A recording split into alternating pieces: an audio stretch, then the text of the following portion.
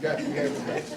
And so what do you do about the and the rest? Because the and the rest is the challenge, because based on and the rest, you got poor roads, you got challenges in your schools, you got challenges with businesses, you got challenges with industry, because you have an and the rest population that falls into the category that was described earlier. And what we are proposing is a period of what's called connections. As you heard throughout the many organizations and opportunities that were spoken throughout the summit, there are a number of what I call dots of opportunity. And those dots of opportunity are out there. The challenge is, if you were going fishing, you don't go fishing with a dot, you go fishing with nets. And what we're looking at is netting those opportunities, and what I'm talking about, the workforce development opportunity, the community influencer opportunities, the residence opportunities, the life skills opportunities, and you put that in a net, because in order to clean up any type of fish, you got to catch them. And in order to clean up our West End residents to get the jobs they need, the opportunities they need, we got to catch them. And we got to do things that are non-traditional. And what we are proposing is called a We Hire initiative. And what that is a connector of agencies, public and private, that come together under the band of excellence to get people into opportunities. That's what we're talking about, getting them into jobs, getting them into training, getting them into skills. And doing that with a network of influencers, because there are people on the West End, whether they live there, reside there, work there, or go through there, that are influencing somebody. And what we're trying to do is to make sure that we can connect them enough to have that person secure an opportunity to get a job. When you look at that band that I talked about, that real big band, what separates the lower band from the middle band is a $5 an hour job. That means that you're talking about going from $10 an hour to $15 an hour. Once you get into the $15 an hour band, now you're considered middle income, and then you have what's called disposable income. And that's what we're trying to create, opportunities for that to happen. And what we've done is, as a part of our research, we went out and got this information and fielded it to a number of agencies, the Urban League, Kentuckiana Works, some of our congressional leaders, and councilmen and women, and ResCare, and the like. And what we found is that, yes, they are all in agreement on this, but just imagine if we could use this as a network and then establish what we call a covenant relationship, which means that we will promise to do certain things, whether you're the barbershop, the local barbershop that gets patrons that you have that are unemployed, but you know that there are opportunities out there, or whether you are in a thriving business on the West End, but you know that there are other opportunities that people who are underemployed or non-employed can tap into. And that's what we're looking at. So that's the network that we call We Hire initiative. We had a job fair at a local church that I just happened to pastor, and we brought in a network of influencers and businesses, and guess what? People got jobs. Now imagine this, in this brochure here, you got 168 churches. Imagine if 168 churches had job fairs. You know, what would you do to the residents? And these are 168 churches that reside on the West End that are churches. And imagine if they got together and they say, we're going to have a job fair on this particular day. How many residents could you cover? You could cover a lot of residents, and you have a lot of people getting opportunities. And make no mistake, there are jobs out there. If you go anywhere, you'll see that there are jobs. The issue is trying to get the right people there, trying to get them qualified, and making sure that they can get those opportunities. And then the last thing that I would say is there's a large segment in our population of West End residents that have challenges when it comes to their records. So, okay, I got a job for you, but you may not either qualify because of a record that you have in the past. And what we're trying to do is work with other agencies to see what we can do about either expungement opportunities or opportunities with employers that are more friendlier towards people that have those types of records, to give them an opportunity to move forward. So because if they paid their debt to society, we don't have to have them keep repaying the debt. It's like paying off a car, and then they send you a note saying, I like the payments that you did, you're complete, but let's start over again. You don't want to do that. You really want to give them an opportunity. So this is an idea that we believe will have leverage and will offer people an opportunity to move from the lower band into the middle income band. That's my story, and I'm sticking to it. Okay. All right, everybody turn around. I feel like a performer. I'm back here now. Okay, this is supposed to be interactive. There we go. Okay, we got one. I think he's right. Let's go over here. Okay, we got one. Back to back. All right, you guys tell him if he's right. West Louisville Development Corporation. Ding, ding, ding. All right, okay, that's one. West Louisville Developer, okay? Oh, we got somebody brave over here? Okay, you gonna name another one? Reimagining West of 9. Oh, do it again. Reimagining West of 9. She got it word for word. All right, reimagining West of Night. Okay, guys, we got one more. You got one? And everybody be nice. We Hire Initiative? That sounds good to me. Okay, here you go. Let's everybody hear it. Okay, the We Hire Initiative? Absolutely. All right. Absolutely. Okay, so these are the vision, thank you to our Bingham Fellows who came up with these ideas. Now, before we move on to Steve Weiser and Holly Spade, I wanted to make sure, did anybody have any real specific question that they had concerning one of these? Okay, good. Okay, I'm getting my exercise. This question could be answered by any of the panelists. I see in Louisville there's a very big push to tackle these West End issues, but right now, what will be the sustained effort moving forward?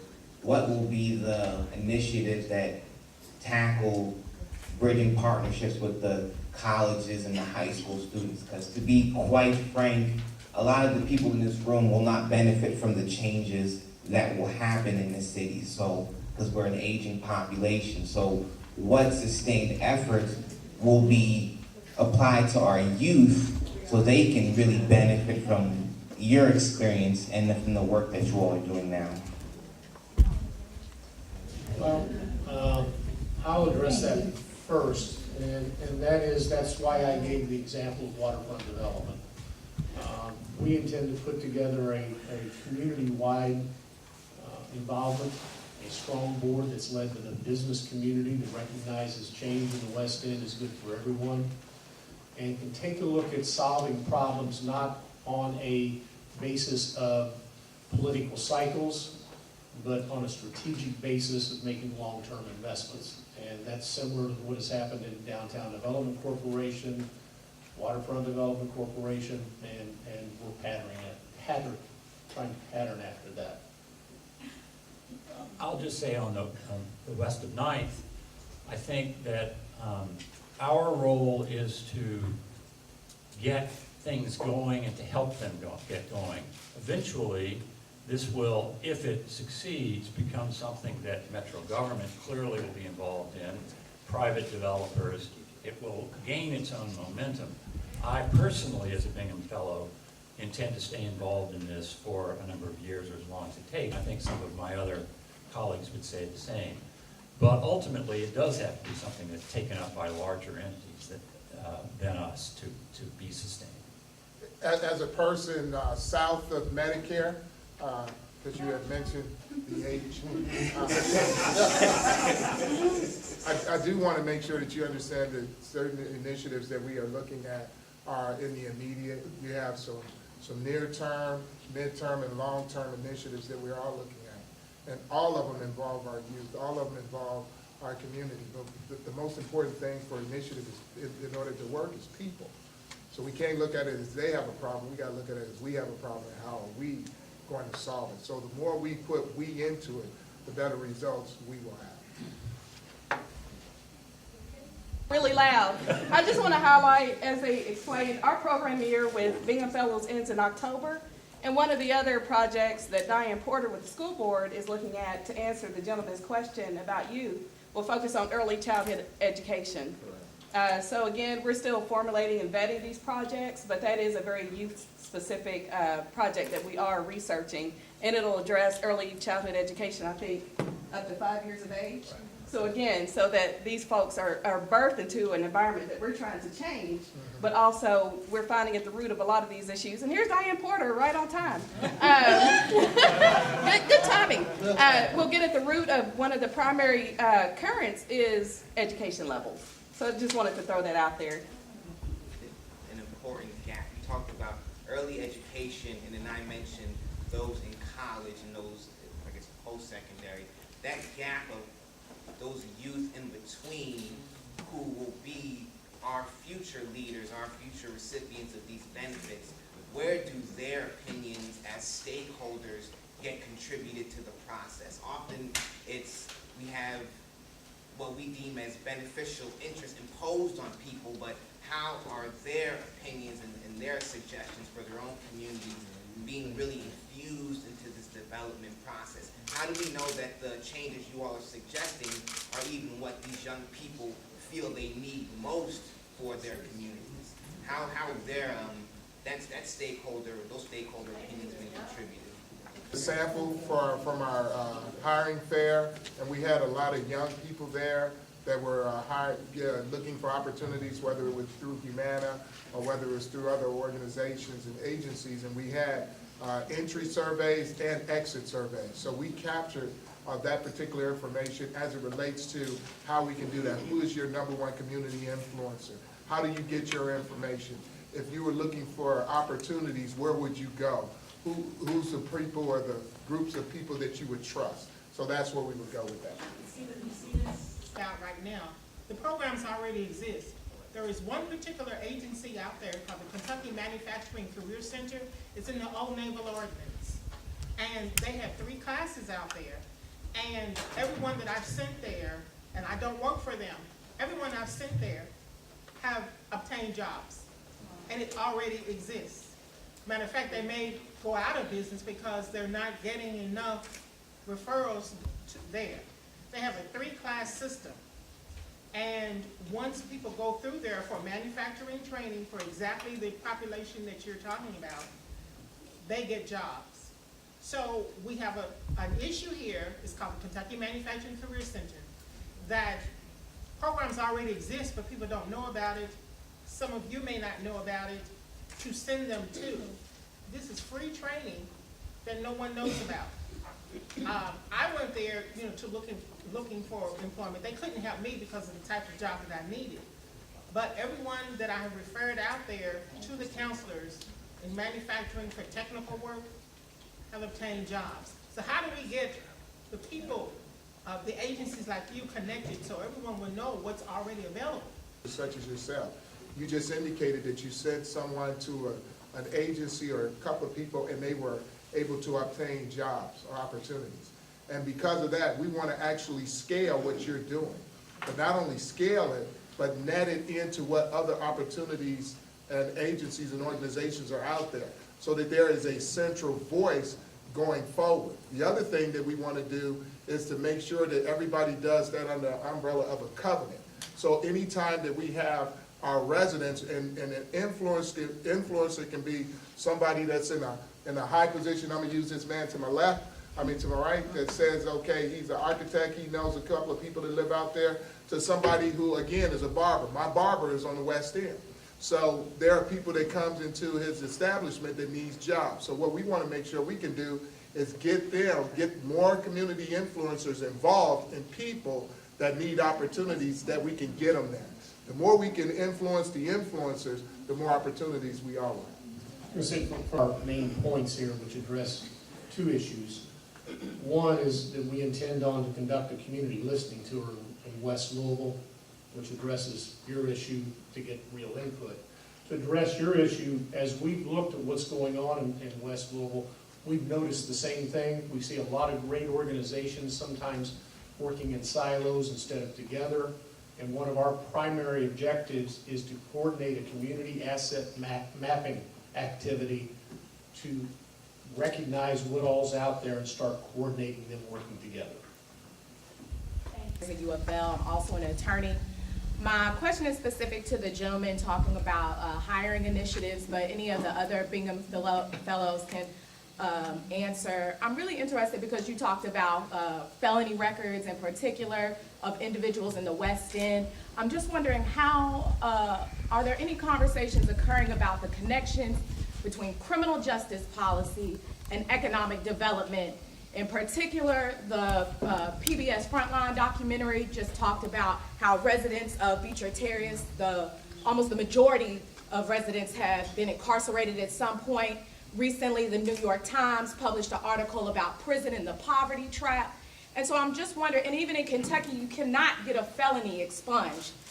Only certain Class D drug felonies are eligible for expungement. And so I'm just wondering if the fellows are having any conversations about how much incarceration, which is a drain on public dollars, right? Kentucky had the second fastest growing prison population in the United States. I'm just wondering if any of these conversations are being had about the connections between criminal justice and economic development. Project, staff and team that are innately ingrained and embedded in that. A young lady, Libby, she does restorative justice, so she's involved into that movement. And then as far as conversations being had, Councilman, and I'll use David James's name, is speaking very passionately about that particular issue. As a matter of fact, as a part of this initiative, one of the things that he has is opportunities for training and education in our communities with a group of attorneys that they're funding a project specifically for life skills development and training centered around opportunities after incarceration. Once you are matriculated back into society, what opportunities are out there? Whether it be that you just got out or you've been out for several years. So we are having those particular conversations in order to make some type of beneficial change. And then you have our local and governmental representatives that are beating and sounding the drums for change and reform. So those same individuals are not just having the conversations, but they're out there trying to do something to legislate change. And as they move forward, what they need is voices like yours and mine and ours behind them so that they can actually get the changes that we all need so that these people can go out and live a more productive life. As they said, they have other projects that are putting together. Gerald, sounds like we've got some follow-up for the AAI, correct? It sounds good. That's right, he's chomping at the bit. He's got your contact information.